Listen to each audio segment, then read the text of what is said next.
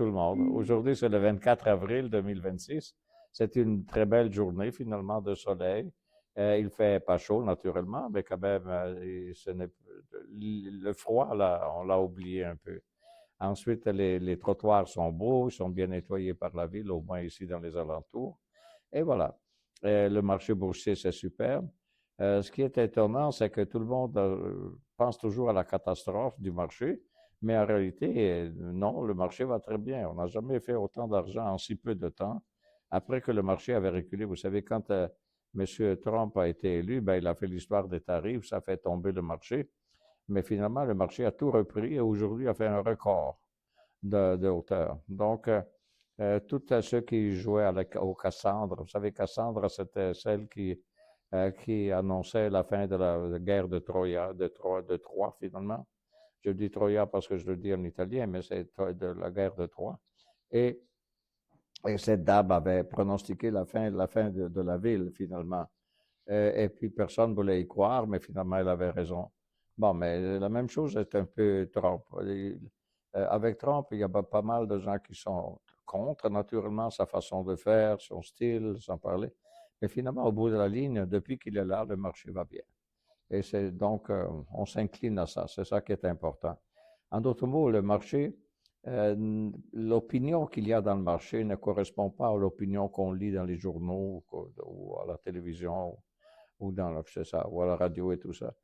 Et donc, le problème, c'est qu'on est bombardé d'informations, et puis, mais l'essentiel, c'est finalement de regarder la bourse. La bourse va bien, ça veut dire que tout va bien. C'est ça, en définitive. Conclusion de quoi on va parler aujourd'hui? On va parler, attention, le terme est vraiment très beau en français, l'économie du ruissellement. Mais c'est quoi le ruissellement? Ça veut dire de l'eau qui tombe finalement en cascade. Donc, ça suppose être, on est à la montagne, et puis il y a le ruisseau, et puis finalement l'eau tombe à cascade, finalement d'un rocher à l'autre. Et c'est ça le ruissellement. Mais c'est quoi une économie de ruissellement?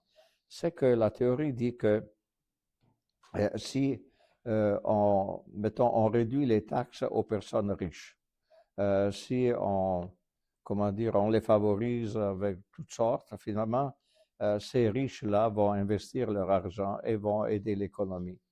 L'idée de fond, c'est que si quelqu'un est riche, c'est parce que, mettons, il a une compagnie, donc il est bon à faire de l'argent, mais naturellement, s'il pouvait en avoir plus d'argent, il pourrait faire plus, investir plus, et puis tout ça. Et donc, on dit, au lieu mettons, taxer moins, au lieu de taxer, pardon, plus les riches, il faut les taxer moins, chose qui paraît une absurde en quelque sorte, ou quelque chose que finalement c'est difficile de penser que le riche, parce qu'il est riche, il doit payer moins d'impôts. Mais l'idée de fond, c'est que cet argent qu'il ne dépense pas en impôts, qu'il épargne, et aussi la compagnie paye moins d'impôts, et lui, personnellement, il paye moins d'impôts. Donc, la conclusion, c'est que tout cet argent-là sert à ajouter du capital à la compagnie et donc à produire plus. Donc, finalement, l'effet de cascade, c'est que si on réduit l'impôt aux riches, cet argent épargné finit à être productif pour faire une plus grande économie et finalement tout le monde en bénéficie. En d'autres mots, réduisons les taxes aux riches et le pauvre devient plus riche. Enfin, grosso modo, à d'extrême, c'est ça la théorie. Finalement, voilà. Donc, première page. La première page nous dit que l'économie du ruissellement est une théorie économique, oui. Elle soutient que les avantages accordés aux plus riches profitent à toute la société. Popularisée dans les années 80, c'est là qu'elle est née, et associée aux politiques de l'offre. Dans une vidéo précédente, on avait parlé déjà de l'économie de l'offre, dont avait été popularisée par M. Reagan et par Mme Thatcher dans les années 80. Donc, c'est pour ça qu'on parle de popularisé dans les années 1980. Laissez-moi répéter une chose qu'on a dit dans l'autre vidéo, c'est qu'à un certain moment, M. Reagan dit s'il y a un immigré aux États-Unis qui vient d'Éthiopie, et puis lui, en Éthiopie, il mangeait les plats éthiopiens, mais en venant ici, il s'aperçoit qu'il n'y a pas un restaurant éthiopien, et donc il se met à faire un restaurant, et le restaurant de repas éthiopien, ça plaît et ça attire du monde. En d'autres mots, offrir un produit pour que les gens s'en aperçoivent et l'achètent. Et donc, ça, c'est le supply side economy. C'est-à-dire, il faut offrir et puis pour que les gens consomment, finalement, au bout de la ligne. La définition, donc, principe, favoriser les hauts revenus et les entreprises. Mécanisme attendu, donc, investissement accru. L'idée de fond, donc, que si on est moins taxé, je peux investir plus d'argent à des choses productives. Donc, ça crée des emplois et ça aide à la croissance économique. Les bénéfices, donc, ruissellent vers les classes moyennes et populaires. C'est ça la théorie, finalement. Donc, on pourrait dire non, c'est pas vrai, ou tout ce que vous voulez, mais quand même, la théorie est logique. Il y a une logique là-dedans. Donc, origine historique. Les idées remontent au 19e siècle, oui. Vous savez, il y a un certain monsieur C, S-A-Y, français, qui a lancé finalement le premier cette théorie-là. Mais ça a été popularisé aux États-Unis un siècle plus tard par M. Ronald Reagan, donc la Reagan Economics, et influencé par l'économie classique et les théories de l'offre, comme je disais, la théorie de l'offre. Mécanisme théorique, donc baisse des impôts sur les riches, augmentation de l'épargne et de l'investissement, expansion des entreprises, création d'emplois et hausse des revenus pour tous. L'idéal dans tout ça, c'est que finalement, il y a augmentation de l'épargne et de l'investissement. C'est qu'il ne faudrait pas, parce qu'on réduit l'impôt, que le riche épargne de l'argent, c'est-à-dire l'argent qu'il a épargné de l'impôt, il le met, je ne sais pas moi, en bon du trésor et puis ne le fait pas travailler dans sa compagnie, par exemple. C'est peut-être un peu ça le défaut, finalement. Mais c'est toute une politique là-dedans. Il s'agit de, finalement, même l'individu qui voudrait épargner sur l'argent de l'impôt, finalement, de l'épargne qu'il fait sur l'impôt et qui ne veut pas mettre, finalement, dans un progrès de sa compagnie, produire plus et tout ça, et qui le met de côté en épargne, ben, à son tour, l'État va le taxer plus, personnellement, en quelque sorte, pour qu'il ne fasse pas ça et rende l'argent qu'il a épargné productif. Donc, outil de politique économique, c'est ça la politique économique. Réduction des impôts sur les hauts revenus, allègement fiscal pour les entreprises, déréglementation, incitation à l'investissement. Donc, l'allègement fiscal, ça a été vraiment, justement, je me souviens, le temps de M. Reagan, a réduit l'impôt des compagnies à pratiquement, je ne dis pas plus rien, mais par rapport à ce que c'était avant, c'était fantastique. Et ça a lancé, il a créé des millions d'emplois par année. Il faudrait voir les statistiques là-dessus, c'était vraiment impressionnant. Alors que dans les années 70, avant donc l'arrivée de M. Trump, il y avait le chômage, il y avait, il y avait l'inflation, vraiment, tout était négatif. Donc, exemple concret, réduction du taux d'imposition des sociétés et le résultat attendu, investissement accru, comme je vous disais, embauche supplémentaire et hausse des salaires. Si on continue, les arguments en faveur donc, de cette politique de ruissellement encourage l'entrepreneuriat, stimule l'investissement, favorise la croissance économique et attire des capitaux. Si on continue, il y a aussi des critiques à faire là-dessus.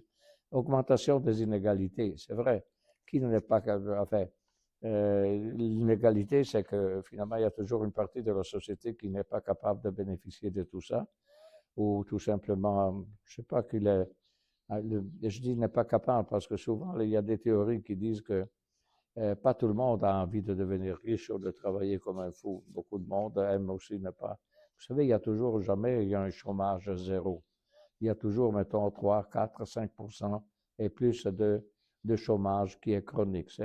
C'est des gens que même si on met le tapis rouge à la porte, à la limousine pour aller travailler, ils n'y vont pas. Ils préfèrent rester dans leur fauteuil. Et puis, c'est tout, là. Ils préfèrent ça plutôt que de travailler pour... voilà. Ça, c'est le choix de chacun. Donc, critique principale. Il y a donc, on dit, augmentation des inégalités, effet des ruissellements limités ou lents. Oui, ça peut être lent, bien sûr, sauf au temps de M. Reagan. Et il y avait aussi à l'époque aussi Mme Thatcher, il ne faut pas oublier cette dame extraordinaire, qui était le premier ministre britannique, laquelle vraiment avait comment dire, aboli les syndicats. Elle avait vraiment fait des choses, elle risquait sa vie, en effet, parce que tout le monde était contre elle. Mais ça a permis de relancer, après des décennies finalement, de marché, enfin, d'économie qui allait mal en Grande-Bretagne, elle a permis de relancer l'économie anglaise aussi. Donc, les critiques principales, c'est l'augmentation des inégalités, l'effet du ruissellement limité ou lent, oui, ça peut arriver. Les riches peuvent épargner plus que d'investir, oui. C'est là que l'État intervient et commence à, ah oui, vous épargnez, ben je vais vous taxer sur vos épargnes. Et jusqu'à quand les gens disent, OK, c'est mieux ne pas épargner, c'est mieux investir finalement dans la compagnie. Donc, les riches peuvent épargner plus que d'investir. Faible impact sur les salaires. Et si on continue, on a les données empiriques. Résultats mitigés selon les pays. C'est-à-dire, ça ne marche pas toujours, ça, cette théorie-là. Certaines études montrent croissance modérée, les inégalités accrues et débat académique toujours actif. C'est-à-dire, est-ce que c'est une bonne chose épargner des taxes aux riches et puis alors que les autres doivent payer leurs taxes normalement, disons, il n'y a pas d'épargne pour eux. Donc, comparaison entre les trois approches. Là, je ne veux pas rentrer dans les détails de cette page, ici la page 13. Donc, parce que la trickle down, c'est justement l'eau qui descend par ruisseau. Donc, le focus, c'est les riches et les entreprises. Et c'est ça, c'est le fruit donc de ce qu'on dit depuis le début. Ensuite, la théorie de la demande, c'est keynésienne. C'est l'économiste qui proposait le contraire. C'est-à-dire l'État, mettons, se met à dépenser, et donc en dépensant pour faire les routes et puis tout ça, ça relance l'économie, par exemple, et ça donne augmentation des salaires et tout ça. Finalement, il faut penser que il y a donc la redistribution, comme il dit, c'est réduction des inégalités. Ce n'est pas juste le fait de réduire les taxes aux riches, c'est tout un mécanisme dans lequel l'État aide d'un côté, puis enfin, aide et n'aide pas de l'autre côté. Finalement, c'est une question d'intelligence dans la politique. Est-ce qu'on l'a? Peut-être que oui, peut-être que non. Ça dépend des époques et ça dépend des partis. Application moderne. Donc, les réformes fiscales récentes, et donc, entre autres celles des États-Unis, comme on a dit, c'est-à-dire réduire les impôts des compagnies, débat sur taxation des grandes entreprises. La question centrale, faut-il privilégier la croissance ou l'équité? C'est ça qu'on pense, parce que les gens veulent que ce soit égal pour tout le monde. Mais si on fait cela, finalement, on réduit la capacité de travail, finalement, donnée par le fait qu'on réduit les taxes aux riches. Donc, la question, il faut-il privilégier la croissance avec ses inégalités ou encore être tout le monde égaux et puis tout le monde pauvre, selon la théorie, finalement, si on ne stimule pas l'économie. Limite structurelle, donc la globalisation, c'est-à-dire la délocalisation des profits, l'automatisation, moins d'impôts créés, et concentration, et automatisation, donc moins d'impôts créés, et concentration des richesses. Ça, ce sont les limites, finalement, si vous voulez, du système, ou le côté négatif, si on peut dire comme ça. Donc, la conclusion dans tout ça, c'est que la théorie est influente, mais controversée, justement parce que, finalement, on privilégie les riches et puis on punit à quelque chose, théoriquement, les pauvres. Chose qui, selon la théorie, si ça ne serait pas vrai, parce que les riches créent des emplois et puis tout ça. Risque d'accroître les inégalités, nécessite souvent des politiques complémentaires. C'est ça le côté important. Il faut que la politique soit intelligente et clairvoyante. Oui, on peut réduire les taxes aux riches, à condition par contre que cette épargne que les riches font, on suppose que les riches possèdent des entreprises ou des activités, et donc en épargnant cet argent épargner des taxes, cet argent est mis finalement à la croissance des entreprises, et donc ça crée des emplois et puis tout ça, voilà. Les questions, parce qu'il y a des questions là-dessus. Est-ce que le ruissellement fonctionne-t-il réellement? Ça dépend des pays, ça dépend de beaucoup. La théorie est bonne, mais juste la théorie, c'est pas suffisant. il faut vraiment que l'État, finalement, sache jongler entre ces épargnes ces épargnes d'impôts, finalement, des riches, des taxes, que ces épargnes finissent pour aller dans l'économie et pas dans quelque chose qui, finalement, ne représente pas un investissement possible. Donc, dépend du contexte économique, comme je vous disais. Elle nécessite des marchés efficaces et d'investissements domestiques. L'alternative, c'est l'idéal, c'est donc combiner la croissance et la redistribution. Mais ce n'est pas parce que l'État reçoit, parce que si vous réduisez les taxes, finalement, l'État reçoit moins d'argent.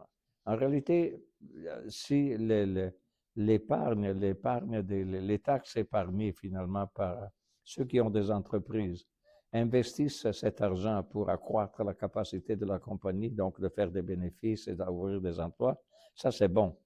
Mais sinon, ben, ça crée toute une affaire politique finalement, les partis politiques demandent une redistribution des richesses.